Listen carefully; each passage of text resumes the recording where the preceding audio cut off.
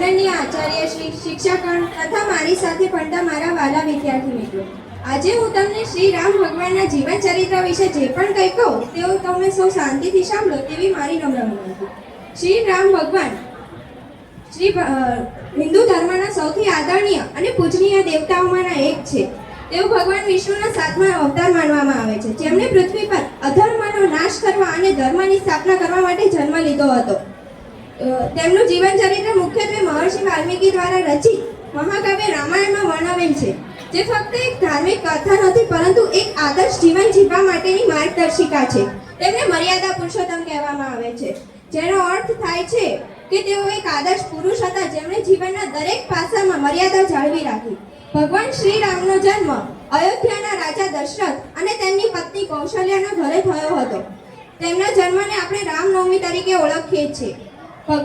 રાજા દશરથને 3 રાણીઓ હતી. લાંબા સમય સુધી તેમને સંતાન ન હોવાથી તેમણે પુત્રેષ્ઠી યજ્ઞ કરાવ્યો, જેના પરિણામે કૌશલ્યાથી રામ, કૈકેયીથી ભરત અને સુમિત્રાથી લક્ષ્મણ તથા શત્રુઘ્ન એમ 4 પુત્રોનો જન્મ થયો.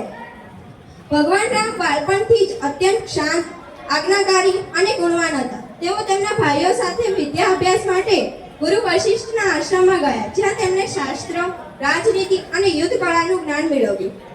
જ્યારે રામ અને લક્ષ્મણ યુવાન થયા ત્યારે મહર્ષિ વિશ્વામિત્ર રાજા દશરથ પાસે આવ્યા અને તેમના યજ્ઞમાં રાક્ષસો દ્વારા સર્જાતી અડચણો દૂર કરવા રામ અને લક્ષ્મણની મદદ માંગી. રામે તાડકા અને સુબાહુ જેવા શક્તિશાળી રાક્ષસોનો વધ કરી ઋષિમુનિઓના યજ્ઞનું રક્ષણ કર્યું.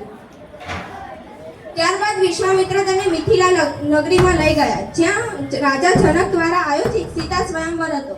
સ્વયંવરની શરત શિવ ધનુષ્યને ઉઠાવીને તેની પર પ્રત્યક્ષા ચડાવવાની હતી. અનેક રાજાઓ અને રાજકુમારો નિષ્ફળ ગયા, પરંતુ રામે સહેલાઈથી ધનુષ્ય ઉઠાવી અને પ્રત્યક્ષા ચડાવતી વખતે તે ધનુષ્ય તૂટી ગયું. આ રીતે ભગવાન રામના લગ્ન દેવી સીતા સાથે થયા. વિવાહ પછી ઘણા વર્ષો સુધી સુખી જીવન જીવ્યા બાદ દશરથે રામને યુવરાજ બનાવવા માટે રાજ્યાભિષેકનું આયોજન કર્યું, પરંતુ દશરથની બીજી પત્ની કૈકેયીની દાસી મંથરાએ કૈકેયીના મનમાં ઝેર ભર્યું. કૈકેયીએ દશરથ પાસે 2 વરદાન માંગ્યા. એક, ભરતને રાજા બનાવવામાં આવે અને બીજું, રામને 14 વર્ષ સુધી વનવાસ મોકલવામાં આવે. રામે પિતાના વચનને માન આપીને કોઈ પણ વિરોધ કર્યા વિના રાજપાટ છોડી દીધું. સીતા અને લક્ષ્મણ પણ તેમની સાથે વનવાસ ગયા. વનવાસ દરમિયાન સીતા, રામ અને લક્ષ્મણે અનેક ઋષિમુનિઓના આશ્રમની મુલાકાત લીધી અને ધર્મના પાઠ શીખ્યા. જ્યારે તેઓ પંચવટીમાં રોકાયા ત્યાં લંકાના રાજા રાવણની બહેન શૂર્પણખા રામ પર મોહિત થઈ. જ્યારે રામે તેનો પ્રસ્તાવ નકાર્યો ત્યારે તેણે સીતાને નુકસાન પહોંચાડવાનો પ્રયાસ કર્યો. તેથી લક્ષ્મણે તેનું નાક કાપી નાખ્યું. લંકાના રાજા રાવણે સીતાનું છળ કપટથી હરણ કર્યું. સીતાને શોધવાની તેમની યાત્રા દરમિયાન રામને સુગ્રીવ અને હનુમાનજી મળ્યા.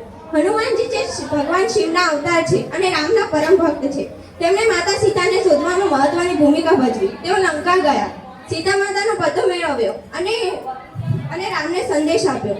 રામે વાનર સેનાની મદદથી સમુદ્ર પર રામ સેતુ બાંધ્યો અને લંકા પહોંચ્યા. ત્યાં રાવણ અને તેની રાક્ષસ સેના સામે ભયંકર યુદ્ધ થયું. એ યુદ્ધમાં રામે અધર્મી રાવણનો વધ કરી અધર્મ પર ધર્મને વિજય થયો. ત્યારબાદ પૂર્ણ કરી રામ, સીતા અને લક્ષ્મણ પુષ્પક વિમાનમાં અયોધ્યા પરત ફર્યા. તેમના આગમન પર સમગ્ર અયોધ્યામાં દીપોત્સવ મનાવવામાં આવ્યો, જે આજે પણ દિવાળીના તહેવાર તરીકે ઉજવાય છે. અયોધ્યા પહોંચ્યા પછી રામનો રાજ્યાભિષેક કરવામાં આવ્યો.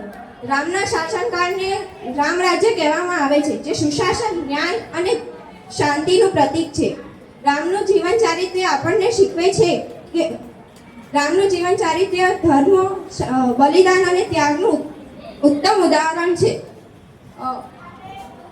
શીખવે છે કે જીવનમાં ગમે તેટલી મુશ્કેલીઓ આવે પણ આપણે ધર્મનો માર્ગ ન છોડવો જોઈએ અને સત્યના માર્ગે ચાલવું જોઈએ.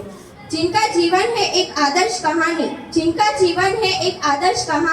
जिनके त्याग की दुनिया दीवानी, मर्यादा की मूरत है प्रभु राम हमारे, सदा पूजनीय है ये आदर्श इंसान. अस्तु.